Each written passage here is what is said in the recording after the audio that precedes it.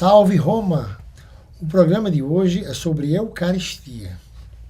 E antes de começarmos o estudo sobre a Eucaristia, vamos tocar uma música que é uma canção eucarística, se chama Cantiga di Graças.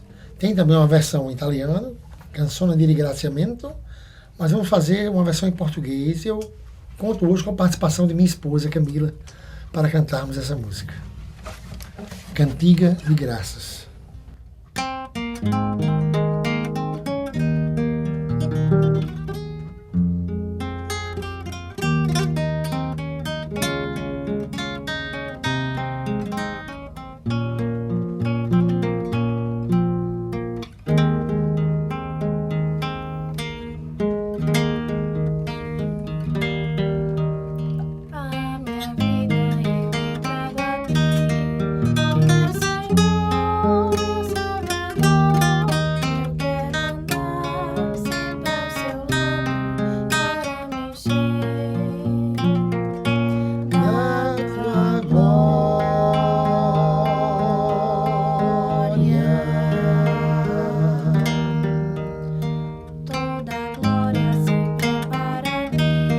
Filho da Virgem, ó meu Jesus, que me chamou, me perdoou e absolveu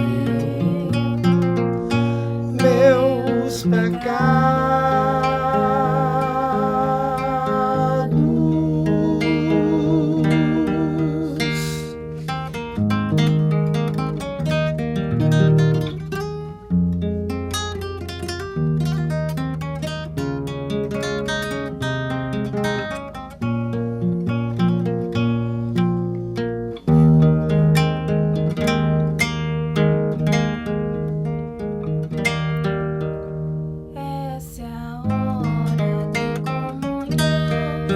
Celebramos desse pão que é teu corpo e nesse vinho que é teu sangue.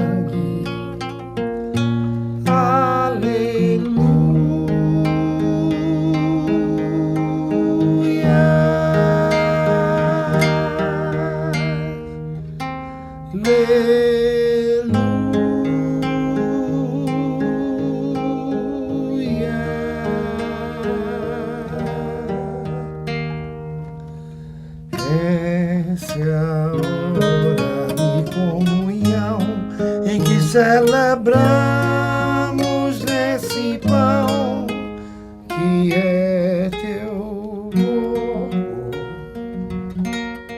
e nesse vinho que é teu sangue.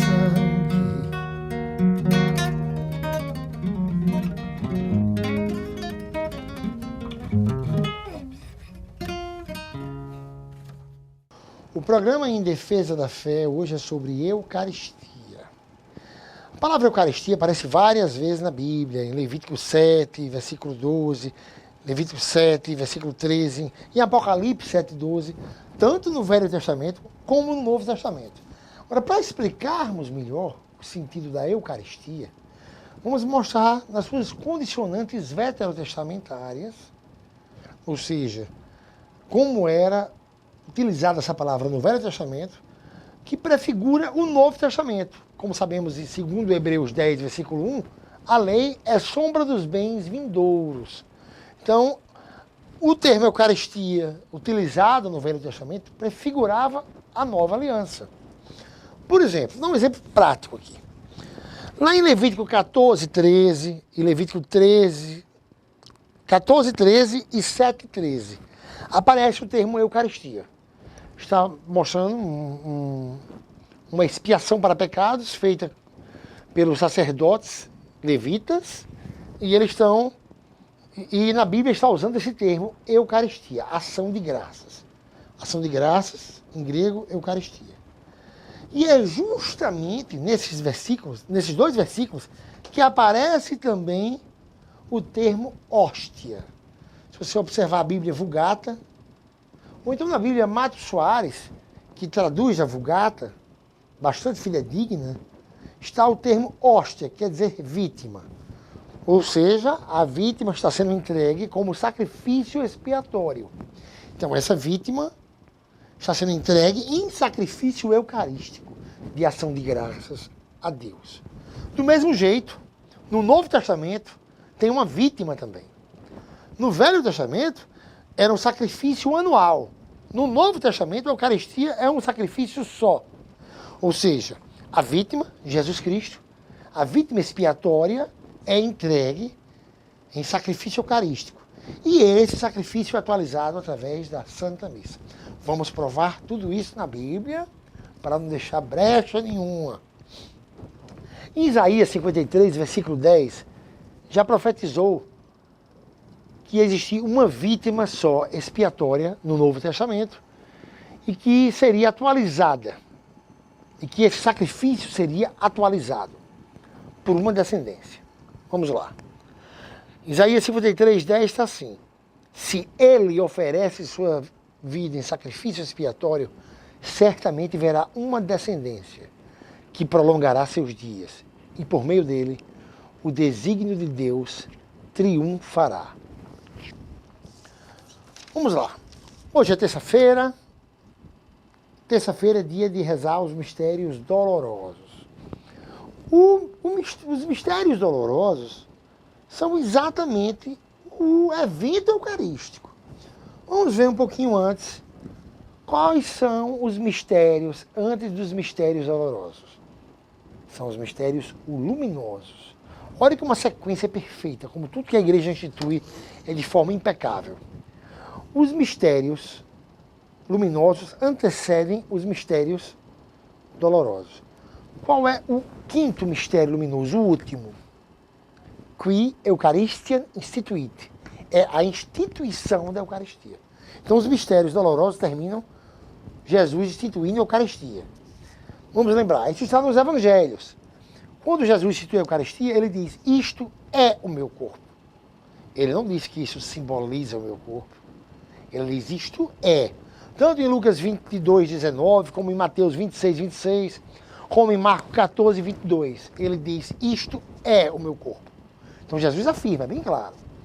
Então, no último mistério luminoso, se institui a Eucaristia. E aí vem que mistério? Os mistérios dolorosos, que é justamente o mistério eucarístico. Vamos ver como é perfeita a igreja. Como é que começam os mistérios dolorosos? Os mistérios dolorosos começam com Jesus na agonia, no Horto das Oliveiras, né? Agonia in orto. Então, lembrando aquele versículo de Mateus 26, 36, Jesus está agonizando aonde? No Getsemane. Olhe que coisa perfeita. No Velho Testamento, o sacrifício eucarístico do Velho Testamento era oferecido junto com os cordeiros azeite. Pão amassado na prensa de azeite. O pão untado com azeite. Como está lá em Êxodo 29, versículo 2. Então, o pão era oferecido junto com o cordeiro untado com azeite. Jesus, antes do sacrifício eterno, ele padece no Getsemane, que vem do termo aramaico prensa de azeite.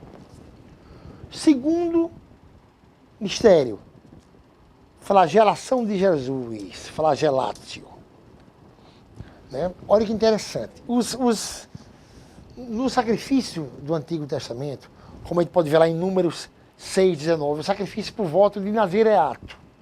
Tem o sacerdote fazendo expiação, tem o cordeiro, que é a vítima, a hóstia, tem os pães ázimos, oferecidos junto com o cordeiro, e tem o nazireu, por quem está sendo feita a expiação. Esses quatro elementos, ó, o sacerdote, o pão ázimo, o cordeiro e o nazireu. Esses quatro elementos aparecem lá em Números 6, 19. Esses quatro elementos estão sendo utilizados num sacrifício eucarístico. O sacerdote, o nazireu, o cordeiro e o pão ázimo. Esses quatro elementos são figuras de Cristo. No Novo Testamento, Jesus é o sumo sacerdote, ele é o pobre nazareno, ele é o cordeiro imaculado e ele é o pão. o pão da vida. Esses 4 elementos prefiguravam um elemento só, Jesus Cristo. Vê o terceiro mistério doloroso, Coronatio Spinis, quando Jesus é coroado de espinhos. No Velho Testamento, se você vê lá, em Levítico 16, do 21 em diante, o bode que ia ser oferecido em sacrifício expiatório é colocado as mãos sobre a cabeça do bode, que significa o pecado do povo. Está lá em Levítico 16, do 21 em diante. Ou seja, no Novo Testamento, o cordeiro também é colocado uma coroa em sofrimento expiatório pelo pecado do povo. O sacerdote também colocava o turbante, como tem lá em Êxodo 29. O sacerdote também colocava um turbante para oferecer o sacrifício. Jesus Cristo é o sacerdote eterno, o sumo sacerdote. Ele é coroado de espinhos. Então, tanto se colocava algo na cabeça da vítima, como na cabeça do sacerdote. No Novo Testamento, Jesus é aquele que oferece e é aquele que é oferecido. É aquele que dá e aquele que é doado em expiação. Tudo isso, figura de Cristo. Jesus carregando a cruz, o Baiolátio Crucis, o caminho do Calvário, o 4º mistério doloroso. No 4º mistério doloroso, você vê que tudo eu mostrei a prefiguração do Velho Testamento para o Novo, da lei para a graça. No 4º mistério doloroso, um certo Simão de Cirene, Simeão, Cireneu, ele vem para Jerusalém para assistir o sacrifício antigo. Ele vem para assistir a Páscoa judaica, o Pesach, a velha Páscoa, que não existe mais, que hoje é a Páscoa de Cristo. Ele vindo assistir o sacrifício antigo, ele se depara com o sacrifício atual, com Cristo. E lá em Mateus 15, 21, em Lucas 23, 26, é anunciado que um certo Simeão, ele é constrangido a carregar a cruz de Cristo. Ou seja, ele veio para o sacrifício da lei.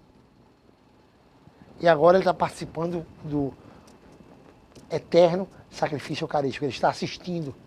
E ele foi constrangido a carregar a cruz com Cristo. Por quê? O sacrifício da lei não existe mais. Findou. Caducou. Entrou em caducidade. E agora é o sacrifício de Cristo. E a lei de Cristo é outra. Como diz em Gálatas 6, 2, a lei de Cristo é carregar as cargas um dos outros. E o Simeão é constrangido a carregar a cruz de Cristo. E finalmente, Jesus é pregado na cruz. Crucifixio et mors. Quinto mistério doloroso.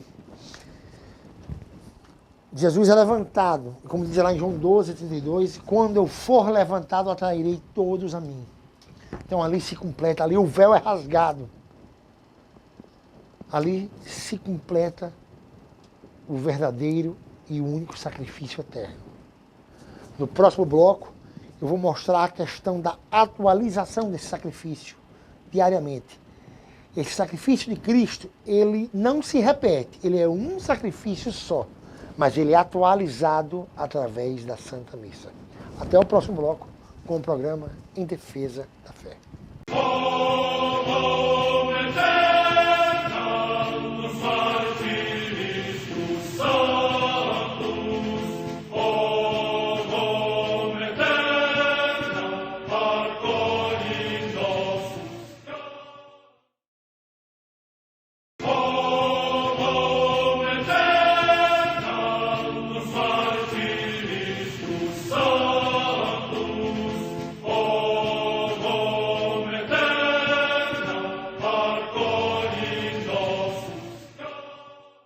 Estamos aqui de volta com o programa Em Defesa da Fé. Estamos falando de Eucaristia, do grego ação de graças.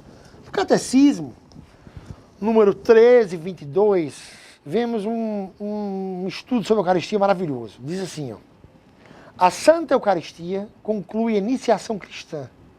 Os que foram elevados à dignidade do sacerdócio régio pelo batismo e configurados mais profundamente a Cristo pela confirmação.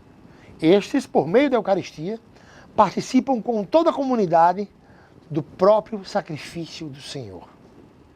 Então, como mostrei no bloco anterior, Do mesmo jeito que Simeão participou ali, foi constrangido a carregar a cruz de Cristo, nós, como cristãos, participantes da Eucaristia, carregamos também, participamos desse sacrifício. Somos co-participantes do sacrifício eucarístico. Vamos ver no número 1324 do Catecismo, a Eucaristia como fonte e ápice da vida eclesial. A Eucaristia é fonte e ápice de toda a vida cristã. Os demais sacramentos, assim como todos os ministérios eclesiásticos e tarefas apostólicas, se ligam à Sagrada Eucaristia. E a ela se ordenam, pois a Santíssima Eucaristia contém todo o bem espiritual da Igreja, a saber, o próprio Cristo, nossa Páscoa. Como São Paulo diz em 1 Coríntios, Cristo, nossa Páscoa, foi imolado. Do mesmo jeito que lá em Êxodo 12, quando tinha a Páscoa antiga judaica, o Pesach, que os israelitas que não comessem o cordeiro não seriam poupados da morte. Teriam que comer o cordeiro para ser poupado. Do mesmo jeito, a Eucaristia é totalmente indispensável para a salvação. O próprio Jesus diz. Vamos ver que interessante. Como a Eucaristia é indispensável para a salvação. Lá em João 6, a partir do versículo 53, o protestante, quando lê isso, ele enlouquece, porque ele diz que a Eucaristia é só uma lembrança. Eu vou provar aqui que Jesus não diz que é lembrança. Jesus diz que é o corpo dele e que é atualizado.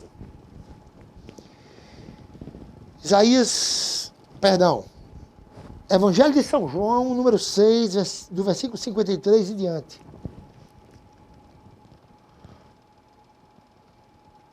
Jesus diz, no versículo 54, quem come minha carne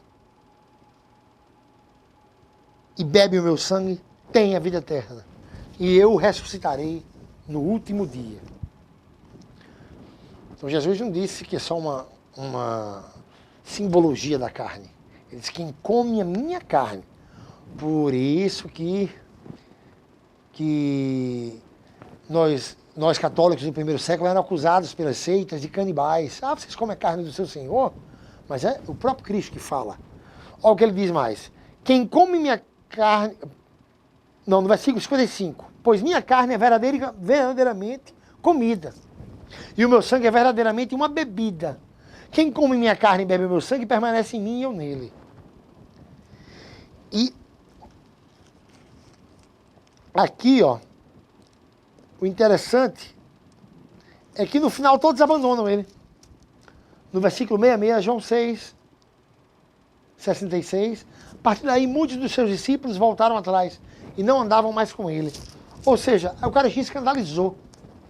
Porque Cristo crucificado é escândalo e é loucura. Como diz lá em 1 Coríntios 1, 23. Nós pregamos que Cristo crucificado, loucura para os judeus e escândalo para os gentios.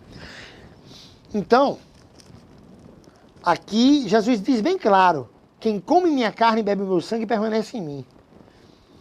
Interessante que uma das refutações que tenta fazer a igreja é que o termo grego usado aqui foi phagos. No começo foi phagos. Phagos é de comer. E phagos realmente tem um sentido ambíguo. Pode ser comer e pode ser comer no sentido ambíguo. Sendo que depois o evangelista São João mudou para o termo trogon, que é comer literalmente. Comer literalmente, sem sentido ambíguo. Então, Jesus é bem claro, quem come minha carne e bebe meu sangue permanece em mim. Pois minha carne é verdadeiramente uma comida, e o meu sangue é verdadeiramente bebida. Então, bem claro aqui a questão da Eucaristia. Por isso São Paulo diz, 1 Coríntios 10, 17, deixa eu só ter certeza aqui desse versículo. 1 Coríntios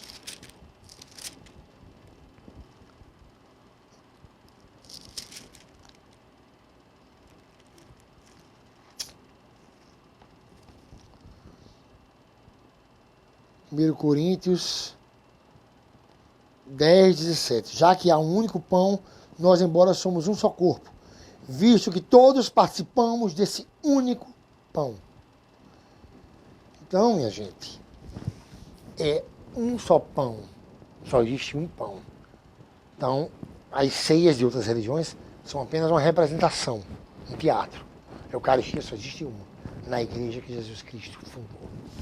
Ah, mas o sacrifício aconteceu uma vez, ele não pode ser atualizado, vocês estão crucificando Cristo de novo. Eles chegam, os acusadores da igreja chegam ao ponto de fazer essa acusação para a gente. Mas vejamos que interessante. O próprio Jesus diz que o sacrifício vai ser atualizado. Lá quando ele diz, isto é o meu corpo, ele diz, fazer isso em memória de mim. Tanto em Lucas 22, 19, como Mateus 26, 26, Marcos 24, 22. O termo fazer isso em memória de mim, olha, a prova, aqui para não ter brecha, como o próprio Jesus disse que isso é uma atualização. O termo grego usado aqui, em fazer isso em memória de mim, foi o termo anamnesis. Porque o grego é muito profundo. Então, para as línguas atuais, tipo português, espanhol, não fica fácil traduzir. Diz fazer em memória de mim, ou em me recuerdo na Bíblia espanhola, você vê. Mas no grego, o termo anamnesis significa tornar atual, atualizar. Como o sacrifício era atualizado no Velho Testamento, que era a celebração do Sicaron. Sicaron, que era uma atualização. No grego, no Novo Testamento, tem um termo anamnesis, que quer dizer tornar atual. A maior prova, para não deixar brecha nenhuma, é que no grego existe outro termo usado para lembrança normal. O termo usado é mneumon, que é usado para a lembrança normal. Tanto que o próprio Jesus usou esse termo em Mateus 26, 13, quando ele disse que a mulher do perfume que derramou o bálsamo, quando ele disse que ela ia ser lembrada, ele não usou o mesmo termo da Eucaristia. Ele usou o termo mneumon, porque é uma lembrança normal. Para a Eucaristia ele usou anamnesis, que não é uma simples lembrança, é tornar atual. Mais uma vez, Jesus também usa, no Evangelho de São Mateus, o termo de lembrança normal. Quando ele fez, não lembra da multiplicação dos pães? Lá em Mateus 16, versículo 9. E o termo usado por São Mateus é mneumon. Diferente do termo usado para a Eucaristia. Então, para a Eucaristia, Mateus usou um termo específico. Anamnesis. Tornar atual. Então, o mesmo evangelista aqui usou termos diferentes para lembrar. Em Mateus 26, 26, fazer isso em memória de mim, ele usou o termo anamnesis. Para a simples lembrança, como a mulher do perfume e a lembrança dos pães, ele usou mneumon. Então, não tem brecha. É atualizado sim. No Velho Testamento já tinham várias profecias que falavam da Eucaristia. Tinham várias profecias deixando bem claro que ia ser um sacrifício diário, atualizado diariamente e em todas as nações. Vamos lá? Deixar tudo claro aqui. Em Jeremias foi profetizado que ia haver um sacrifício diariamente. Jeremias 33, versículo 17 e 18. Está profetizando a era messiânica, né? Se você pega a Bíblia de Jerusalém, no capítulo 33, quando começa, fala da promessa de restauração. Então, profetizando a nova aliança. Vamos ver aqui que interessante.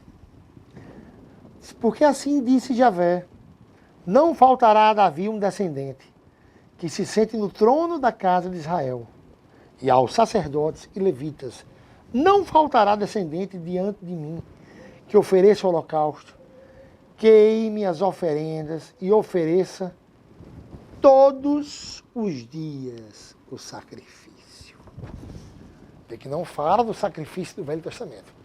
Está falando de quando chegar o descendente de Davi. E fala de um sacrifício diário, todos os dias. Bem claro, na Ave Maria está cotidiano, sacrifício cotidiano. Ou é na Bíblia de Jerusalém, se não me engano. Aqui está todos os dias. E vocês sabiam que em cada momento está sendo celebrada a Eucaristia? Em cada segundo, por exemplo, de um lado da terra está escuro, o outro está claro. Um lado o povo está dormindo. No lado que o povo está acordado, em cada segundo está sendo celebrada uma Eucaristia. Cada momento. E aqui já prefigurou que todos os dias. Sacrifício diariamente. Só na Igreja Católica. Só na igreja que o Senhor Jesus fundou. Que ele só fundou uma. Como diz lá em Mateus 16, 18. Outra profecia aqui também, que só vai haver um tipo de culto a Deus. Pode ter vários tipos de culto aí. Mas a Deus só existe uma forma de culto. A Santa Missa. Malaquias 1, versículo 11, diz: sim, do levantar ao pôr do sol, meu nome será grande entre as nações, e em todo lugar será oferecido em meu nome um sacrifício de incenso e uma oferenda pura, porque o meu nome é grande entre os povos, disse Javé dos exércitos.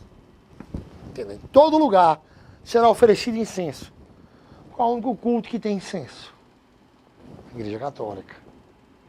Da Santa Missa se faz queima de incenso. Outra coisa, no Velho Testamento o sacrifício era feito somente em Israel. E era anual. Jeremias 33, 18 fala de um sacrifício feito todos os dias. E aqui em Malaquias 1:11 fala de um sacrifício que é em todo o lugar. Como diz aqui, em todo lugar será oferecido ao meu nome um sacrifício de incenso e uma oferenda pura. Só na Igreja Católica. Só na Santa Eucaristia. Na Santa Missa do Senhor. O livro Um Filho em Defesa da Mãe já está disponível em várias lojas católicas, como também no site da editora www.martiria.com.br. O livro defende os dogmas marianos e defende também todos os ataques protestantes feitos a Nossa Senhora. O livro refuta todos os ataques, mostrando os capítulos, versículos bíblicos, para não deixar brecha nenhuma. E o próximo livro já está quase pronto.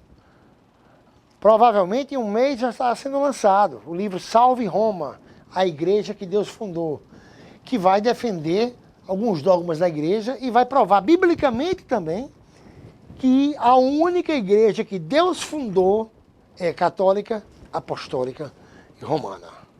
Então, minha gente, o programa fica por aqui e até o mês que vem, em defesa da fé.